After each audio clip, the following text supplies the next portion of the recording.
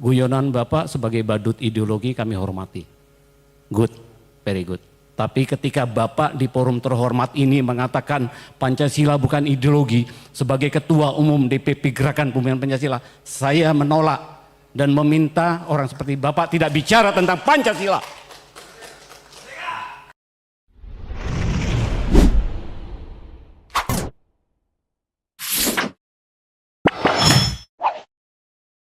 Saya Anton Manurung, Ketua Umum Dewan Pimpinan Pusat Gerakan Pembumian Pancasila. Assalamualaikum warahmatullahi wabarakatuh. Salam sejahtera untuk kita semua. Shalom, Om Swastiastu, Namo Buddhaya, Wete Tung Tien, Rahayu Rahayu. Salam Pancasila. Salam Pancasila. Merdeka. Merdeka. Saya memberi apresiasi luar biasa, baru pertama saya hadir di Kongres Pancasila dan saya sedikit memaksakan diri dalam situasi terbatas harus hadir di sini dari Jakarta. Jadi thank you, matur sembah nuwun Dr. Agus. Baik, saya mungkin tidak bertanya tapi ingin melakukan discernment dan diskursus. Yang pertama buat kawan Rocky Gerung. 4 tahun yang lalu saya sudah menyatakan di YouTube tentang pernyataan Rocky Gerung. Saya prihatin, mohon maaf pada seluruh forum. Untuk kesekian kali Bapak mengatakan bahwa Pancasila bukan ideologi. Tolong Pak, mari kita sama-sama membaca dokumen negara. Dan tadi Bapak mengatakan, sorry ya, ini forum akademik ya. Tadi sahabat saya Pak Saribu juga sudah mengatakan, ya mirip seperti Habib Rizik katanya. Guyonan Bapak sebagai badut ideologi kami hormati. Good, very good. Tapi ketika Bapak di forum terhormat ini mengatakan Pancasila bukan ideologi, sebagai Ketua Umum DPP Gerakan Pembinaan Pancasila, saya menolak dan meminta orang seperti Bapak tidak bicara tentang Pancasila. Tolong Pak, camkan Pancasila, pidato Soekarno, 1 Juni 1964. Saya membaca kalimatnya saja. Supaya tidak kesekian kali Pak, di YouTube 4 tahun yang lalu saya sudah ngomong. Supaya kita tidak gelap ideologi Bapak. Kita datang ke sini, saya hormat sekali dengan kongres ini. Soekarno mengatakan, mohon kita dengarkan bersama, mohon maaf, mohon sewu para senior, para guru besar, tokoh Pancasila. Bangsa Indonesia sejak proklamasi mempertahankan secara gigih panji-panji Pancasila dan akhirnya kita semua dapat memenangkan landasan Pancasila sebagai satu-satunya ideologi nasional progresif dalam revolusi kita. Oke, itu poin satu ya, saya harus garis bawahi Pak Moderator ya. Ya. Baik, kemudian menanggapi kedua narasumber yang luar biasa, sahabat saya, Saudara Erlangga, dan juga Bapak Agus, Dr. Agus. Saya kira persoalan bangsa pada hari ini tepat sekali diwakili dengan tema ini. Tema ini bagus ya. Gara-gara tema ini saya kira Pak Prabowo harusnya memiliki sebuah kesadaran yang kuat. Bersama dengan Pusat Studi Pancasila Gajah Mada membangun karisma Pancasila. Saya ingin mengatakan persoalan kemerosotan moral Pancasila pada hari ini dalam tata kehidupan berbangsa bernegara, karena Pancasila belum dipahami historisitasnya apa.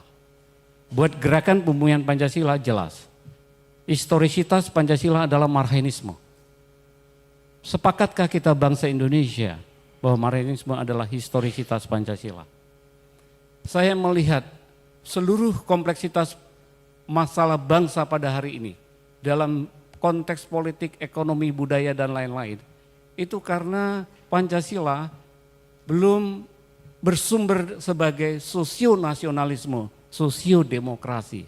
Oke, ya. Soekarno mengingatkan kepada kita, kalau kedua hal ini tidak diterapkan, maka sia-sialah Pancasila menjadi ideologi bangsa dan ideologi negara. Oke, saya rasa sudah cukup Pak Anton Manurung. Ya, pesannya sudah nyampe. Bagaimana agar kepada pertanyaan Mas Oke, mungkin yang Erlangga. terakhir, izin yang terakhir. Lewat forum terhormat ini, Kongres Pancasila ke-12, ya, semoga bisa mengusulkan bahwa perlu ada Dewan Ideologi Nasional. Perlu ada Dewan Ideologi Nasional. Yang kedua, mendorong lahirnya Undang-Undang Hari Lahir Pancasila. Tidak cukup dengan Kepres 24 2016. Saya kira demikian. Terima kasih. Salam Pancasila. Merdeka. Mereka. Terima kasih Pak Anton Manurung dari Gerakan Pembumian Pancasila dari Jakarta ya. Oke, terima kasih. Ada banyak pertanyaan yang sifatnya, saya carikan istilah ya, cemas dengan keterangan saya tuh. Kenapa takut mengatakan bahwa Bung Karno mengumpulkan, mengkompilasi pikiran-pikiran dunia, lalu dituangkan dalam 5 sila itu?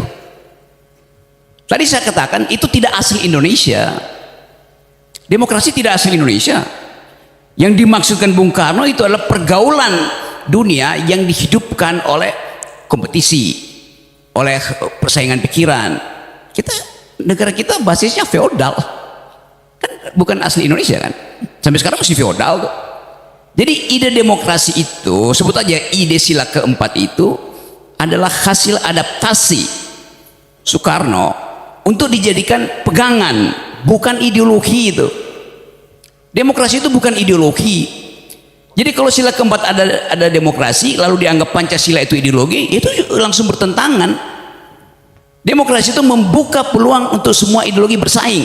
Itu dasarnya Pak Manurung tadi. Boleh nggak Pancasila dijadikan ideologi? Boleh, tetapi akan ada negara otoriter. Tidak boleh ada persaingan pikiran. Padahal Pancasila ada diskursif sifatnya. Tadi saya terangkan bahwa Bung Karno menyebut falsafah, dia menyebut ideologi, tetapi bukan official ideologi dari negara. Kan nggak pernah ada keputusan MPR bahwa Pancasila itu ideologi negara tuh. Karena berbahaya. Negara yang berideologi itu cuma 2, fasisme dan komunisme. Mau nggak ada semacam tuntunan berideologi sehingga baju mesti sama, konsumsi mesti sama, tuh parfum mesti sama? Kan itu bertentangan dengan kemajemukan kita bangsa ini, Pak Manurung tuh. Nah kalau misalnya mau dinyatakan sebagai ideologi, ada problem teoritis juga. Ideologi itu mesti koheren, nggak boleh retak. Sila pertama tuh ketuhanan yang Maha Esa. Sila keempat itu demokrasi, kemajemukan. Boleh nggak orang tidak memakai hak untuk beragama? Konstitusi itu mengatakan agama adalah hak, bukan kewajiban. Agama menjadi kewajiban ketika sila pertama itu didalilkan di dalam versi syariat Islam. Kewajiban menjalankan syariat Islam bagi pemeluk-pemeluknya itu sudah dihilangkan. Karena dianggap itu nanti akan ada problem ke depan itu. Jadi memang Pancasila itu bukan ideologi, bukan saya tidak menginginkan, tapi 2 hal saya mau terangkan. Tidak diresmikan di dalam undang-undang, itu adalah wacana. Kata ideologi di situ dalam pengertian itu pandangan hidup. Karena itu sering Bung Karno bilang Weltanschauung dalam bahasa Jerman, atau bilang Vision de Monde dalam bahasa Prancis tuh. Jadi tidak ada yang stabil di dalam pemaknaan Pancasila, itu posisinya begitu. Yang kedua, memang tidak digali dari bumi Indonesia, apalagi dalam bahasa Sanskerta. Anda baca di Bung Karno itu mengkoleksi bacaan Jerman, Prancis, Inggris, tapi dia nggak bisa berbaca Sanskerta. Kan dasarnya begitu tuh. Jadi kenikmatan kita untuk membayangkan ada semacam tuntunan, oke, tetapi tuntunan itu tidak boleh diresmikan sebagai ideologi negara, itu maksud saya tuh. Karena lebih berbahaya akibatnya. Demokrasi di negara manapun tidak ada demokrasi yang ada ideologi, karena itu bertentangan di dalam prinsip. Apalagi kalau disebutkan mesti ada satu official ideologi dan orang akan tuntut ideologi itu mesti agama. Ya udah, habis negara ini. Jadi juga tadi teman yang bicara pertama bahwa nanti dulu nggak usah Pak, ya. Nanti diskusinya di panel di yang ke ya. Ya.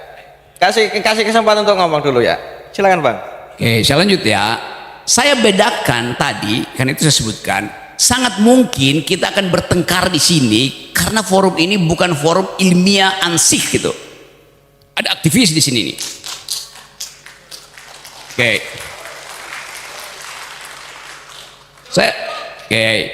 Ya supaya sedikit catatan kaki, saya mengajar teori ideologi di Departemen Filsafat UI selama 15 tahun tuh.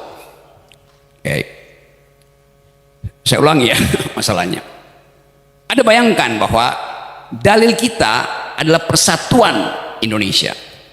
Boleh nggak dia dibungkus secara ideologi? Tidak bisa. Karena persatuan itu datang dari ontologi kemajemukan. Dari awal negeri ini majemuk, oleh karena itu diperlukan persatuan. Jangan dibalik, demi persatuan tidak boleh ada kemajemukan. Itu bahayanya berpikir secara ideologis. Dapat nggak poin itu? Tentu Anda marah karena kok nggak ada panduan ideologi, apalagi bikin dewan ideologi. Hitler bikin itu. Hitler meresmikan dewan ideologi namanya fasisme dan diatur Anda hanya boleh kawin dengan ras yang sama. Itu aturan ideologi ketat sekali. Jadi sekali lagi kita boleh anggap bahwa Bung Karno berhasil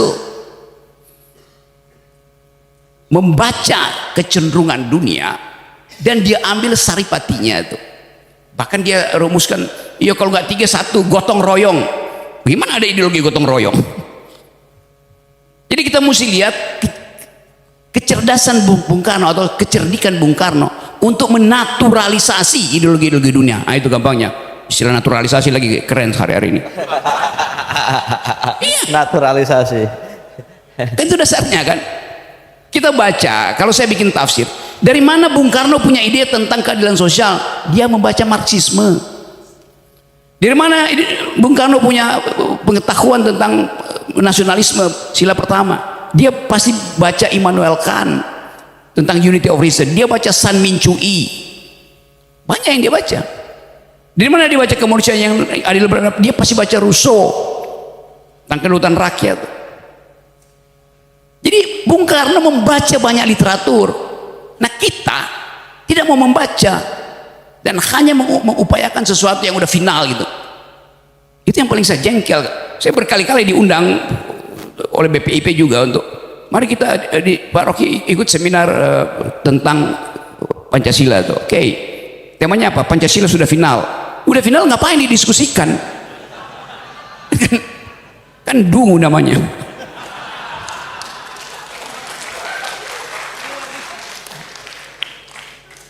Jadi saya menginginkan ada panduan bernegara, ada semacam moral code yang kebetulan paling bagus adalah Pancasila. Udah saya terima itu.